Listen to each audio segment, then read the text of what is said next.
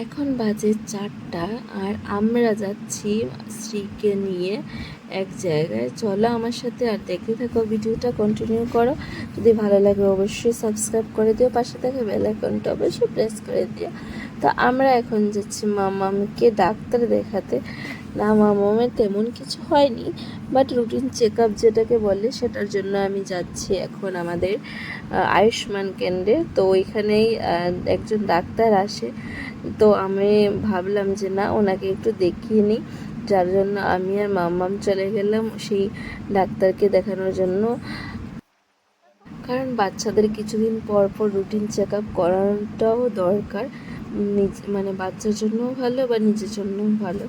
নিজে জানা যাবে যে বেবি কতটুকু মানে গ্রো হচ্ছে, কতটুকু কী হচ্ছে, সব আসল বিষয়, যার জন্য রুটিন চেক আপ অবশ্যই প্রয়োজন। তো আমি তার জন্য ওকে নিয়ে আসলাম এখানে। তো আমরা বসে আছি, ডাক্তার চলে এসেছে, আমরাই লেট করে গিয়েছিলাম কারণ আমাদের খেতে খেতে আছে এইবার অনেক দেরি হয়ে গেছিলো, যার কারণে আমরাও যেতে একটু দেরি হয়ে গেছে। আর এই দেখো মামামের অবস্থা।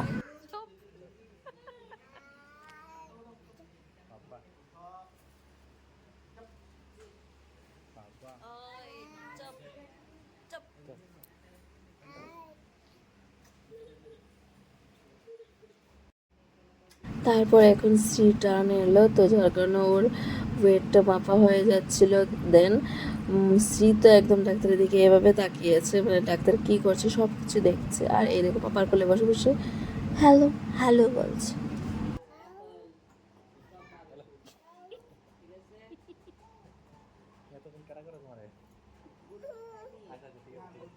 হ্যালো তো বলতে পারে না, হ্যাও হ্যাও বলছে।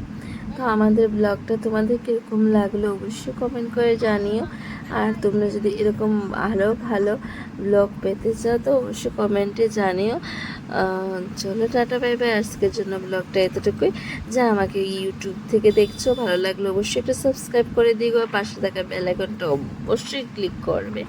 আর যারা ফেসবুক থেকে দেখছো তারা কিন্তু প্লিজ একটু ফলো করে দিও। Bye bye.